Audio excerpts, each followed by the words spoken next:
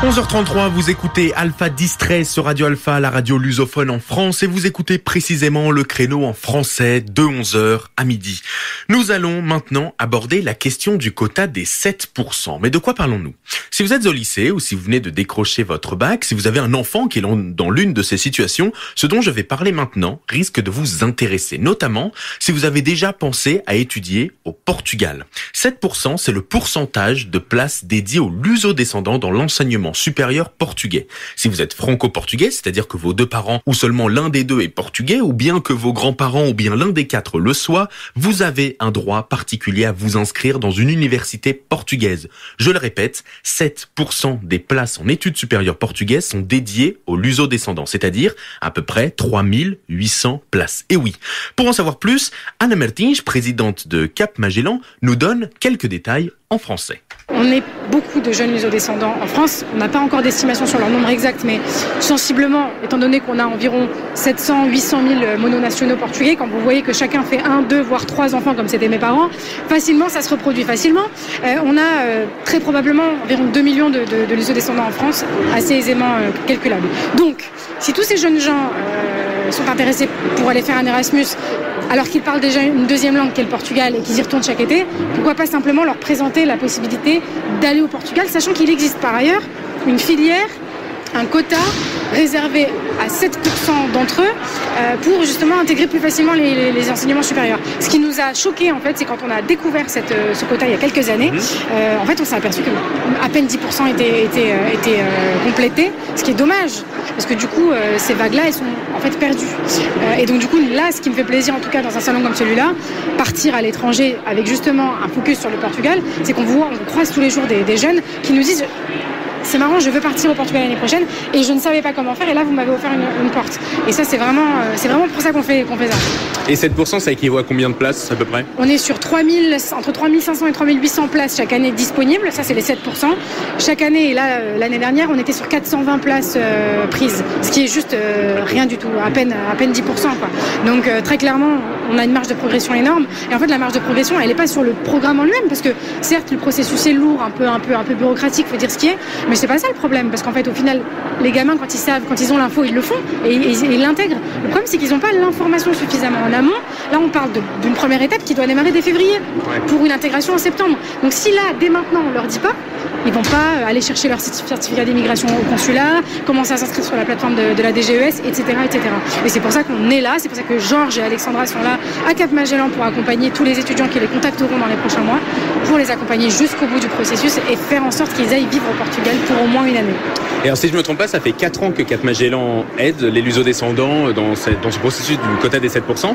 Il y a une progression ? Alors il y a une progression dans la mesure où on n'a jamais eu autant de vagues de places remplies.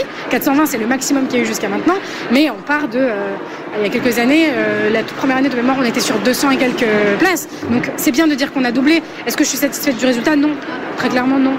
Je pense qu'on peut faire beaucoup mieux. Maintenant, le fait est que le gouvernement portugais fait ce qu'il peut. Est-ce que, dans mon opinion, il fait assez ? Non. Mais parce qu'il était là l'année dernière, présent à nos côtés, le secrétaire d'État à l'enseignement supérieur, cette année, il ne l'est pas. Donc, c'est tout le problème aussi de la politique, c'est que les soutiens, conformément aux majorités qui changent, peuvent aussi varier. Et c'est toute la difficulté d'avoir une politique qui doit forcément continuer d'exister et continuer de soutenir cet effort à l'étranger. On parle de la communauté portugaise la plus nombreuse de toute l'Europe en fait, en France. Si c'est pas ici qu'on fait ce travail-là, je sais pas où est-ce qu'on va le faire. Pour finir, êtes-vous satisfaite de cette journée, tout simplement ici ? Écoutez, je vois pas mal de monde depuis ce matin arriver sur le stand. On fera un petit bilan des chiffres ce soir, mais je suis plutôt satisfaite. J'avais un peu peur que, pour des raisons diverses et variées, il y ait moins de monde, mais non, en fait, il y en a pas mal. Là, je suis très contente, la conférence s'est bien passée. Ça a bien marché. Ça a bien marché. J'ai pas mal de petits jeunes qui sont venus nous voir à la fin, justement pour poser des questions complémentaires qu'ils n'ont pas osé poser en public. Mais c'était super intéressant et ouais, pour l'instant, le bilan est plutôt positif. On espère que ça ira jusqu'au bout et du coup on attend les chiffres de l'année prochaine avec hâte. Mais moi mon objectif idéal ce serait qu'on arrive au moins à atteindre les 1000 inscrits très rapidement.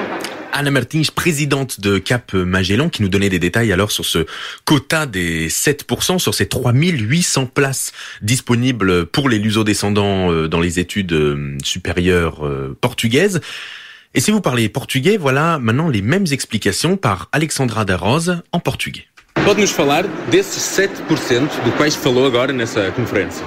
Ok, então os 7% é um contingente que está integrado no contingente geral de acesso ao ensino superior português. Ou seja, o acesso ao ensino superior português é um concurso nacional de acesso organizado pela DGES, Direção-Geral da Educação Superior, do Ensino Superior, quero dizer. Na primeira, ele está presente apenas na primeira fase de candidaturas, que existem 3. Existem vários contingentes. Um deles é este contingente para imigrantes e seus familiares, que é o de 7%. Qual é a vantagem deste contingente? O que é que isto representa?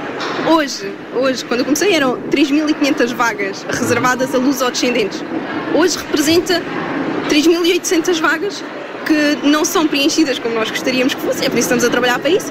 Quantas são preenchidas em média? Bem, este ano, se eu não estou em erro nos números, das 3.800 vagas foram preenchidas 418, 420. Ou seja, mas há um aumento desde que nós começámos a trabalhar sobre isto, ou seja, ainda assim há resultados, ok? Não são os que nós gostaríamos de ter mais, mas um estudante que aceda ao contingente dos 7% por nossa causa, para nós também já é um resultado, já é uma vitória, porque o processo é tão burocrático, é tão pesado, é o que muitos pais e estudantes dizem, le parcours du combattant, que um estudante entrar, e normalmente tem entrado todos ou na primeira ou na segunda escolha, que é muito bom nós entrarmos realmente no curso que nós queremos, é uma vitória. Então há esses resultados, há um aumento. Quando eu comecei a trabalhar no 7%, 180 vagas tinham sido preenchidas nas 3.500 na altura que estavam reservadas a esta comunidade lusodescendente em todo o mundo. Hoje em dia 420, ou seja, há um pequeno aumento. Você recebe uma ajuda do Estado português para esta campanha, por exemplo? A ajuda que recebemos é estar em contacto, que eu saiba, contacto permanente com a DGES, que faz a análise de cada candidatura. Estamos em contacto com as pessoas que fazem a análise da candidatura, caso nós mesmos tenhamos dúvidas sobre casos particulares, porque existem muitos casos particulares, o BAC francês, a reforma do BAC, tendo em conta o ensino português e as provas homólogas, as equivalências, que por vezes também temos dúvidas, somos humanos, e então temos a quem perguntar, temos as pessoas certas a quem nos dirigir, que são elas quem avalia as candidaturas, são elas que conhecem melhor que ninguém as provas homólogas. Nós divulgamos também o trabalho delas, porque nos ajudam muito, e ajudamos também neste processo burocrático, porque ele é enorme, facilitando já às pessoas a informação necessária.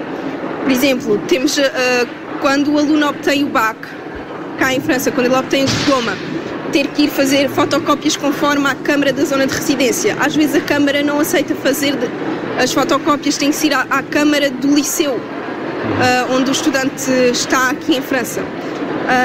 Tem que se fazer a apostilha da ALHA. Quem é que sabe aqui dos nossos imigrantes o que é? Exatamente. Enquanto que a DGES nos pede uma autentificação desse diploma, só nos pede uma autentificação do diploma, saber este diploma é real. Para autentificar o diploma tem que ser a apostilha da ALHA para podermos ter essa equivalência. E onde é que se vai buscar isso? À Cour d'appel do Palais de Justiça. Existem 1000. Qual é a nossa zona de residência? Fizemos um levantamento de todos os contactos que as pessoas têm disponível no nosso site da Cap Magellan, passo a passo.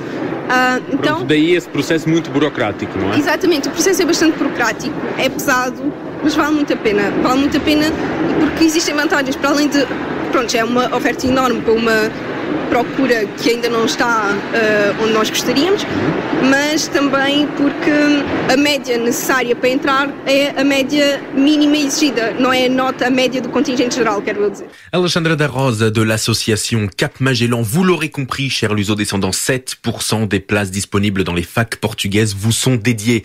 N'hésitez pas à en profiter si partir étudier au Portugal vous intéresse. Si vous voulez être accompagné dans votre démarche, être aidé dans ce processus si bureaucratique, on l'aura compris, contactez l'association Cap Magellan qui se trouve au 7 avenue de la Porte de Vanves dans le 14e arrondissement de Paris et contactez-les à ce numéro 01 79 35 11 00. Je répète 01 79 35 11 00. Il est 11h43, je suis Didier Carmalo et vous écoutez Alpha 10 13 sur Radio Alpha, la radio lusophone en France.